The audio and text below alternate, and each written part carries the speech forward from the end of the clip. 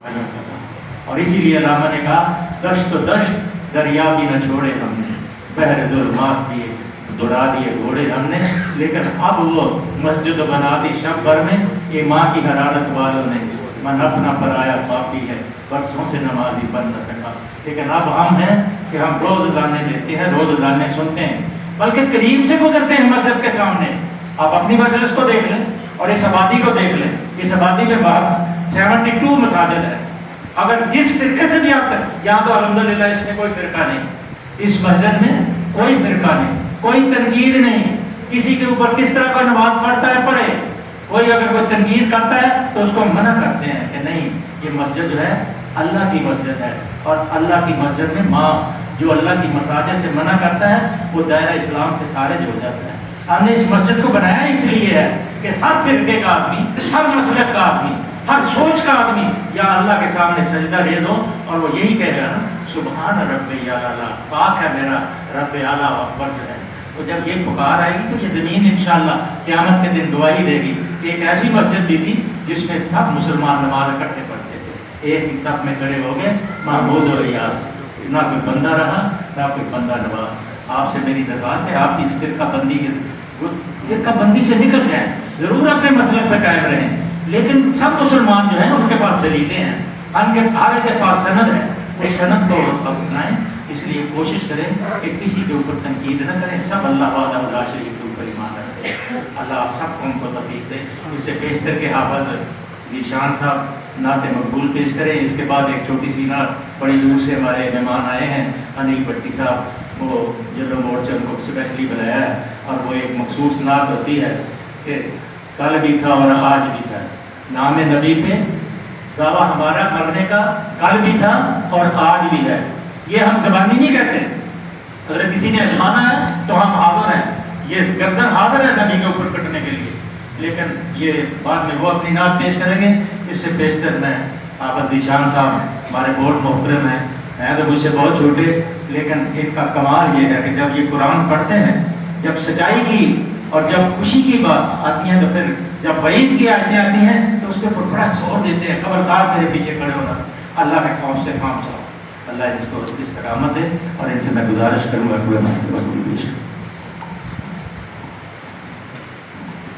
درود پاک پڑھنے۔ اللہم صلی علی محمد وعلی آل محمد کما صلیت علی ابراہیم وعلی آل ابراہیم انک حمید مجید۔ اللہم بارک علی محمد وعلی آل محمد کما بارکت علی ابراہیم وعلی آل ابراہیم انک حمید مجید۔ کرم کا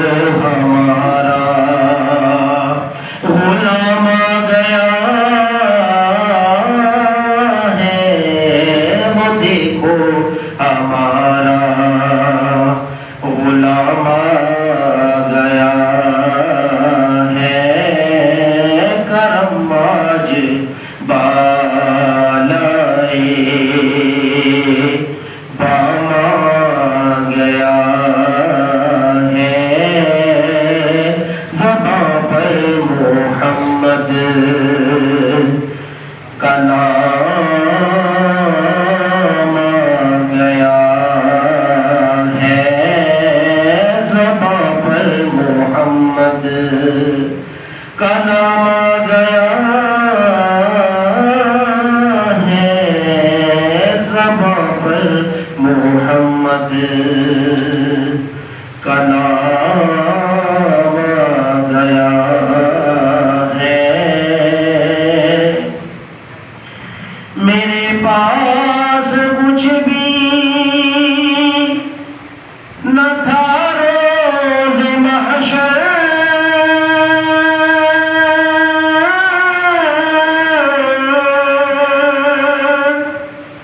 میرے پاس کچھ بھی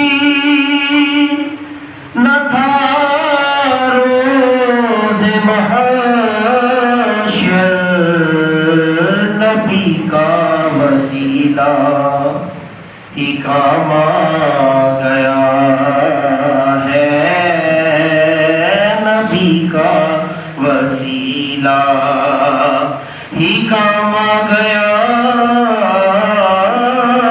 ہے، زباں پر محمد کا نام آ گیا ہے۔ کرم آج بالائے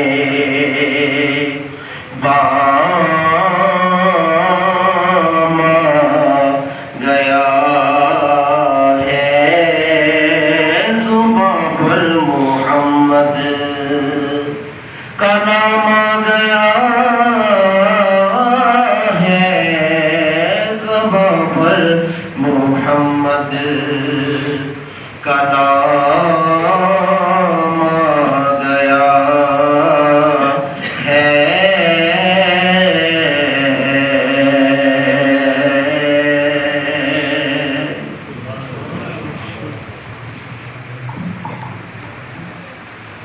کرم بالائے بام آ گیا ہے۔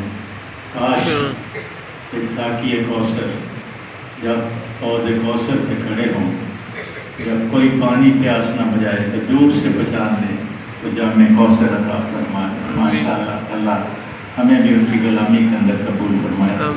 میں درخواست کروں گا کہ مختصر تھی حریف بھٹی صاحب، پھر اس کے بعد ہمارے خطیب صاحب فضائل قرآن بیان کریں گے، اور اس کے بعد حسب مقبول وہ تھوڑی سی خدمت جو شرینی کی ہوتی ہے وہ آپ کی خدمت میں پیش کی جائے گی۔ جناب حنیف بھٹی صاحب اسپیشلی جو لاہور سے آئے ہیں، ہم ان پہ مشکور ہیں۔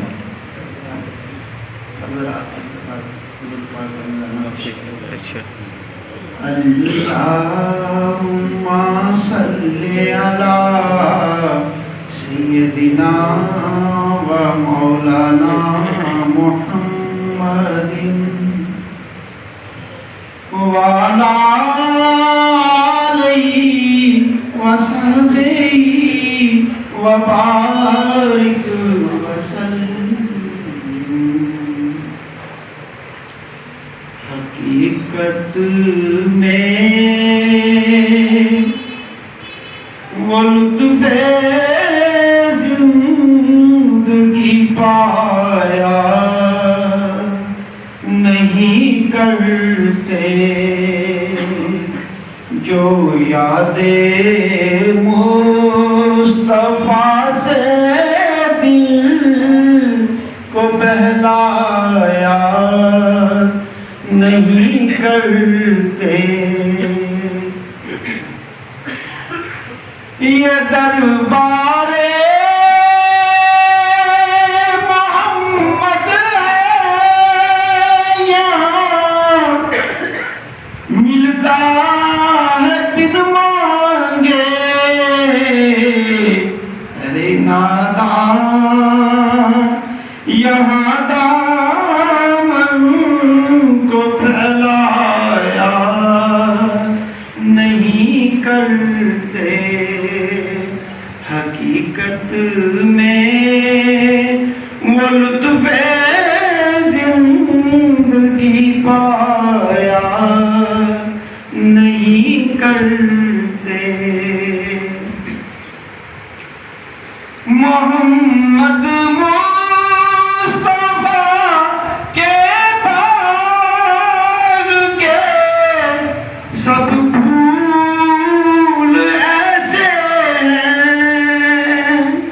میدان کربلا کی طرف تھوڑا سا اشارہ کیا شاید. محمد مصطفیٰ کے باغ کے سب پھول ایسے ہیں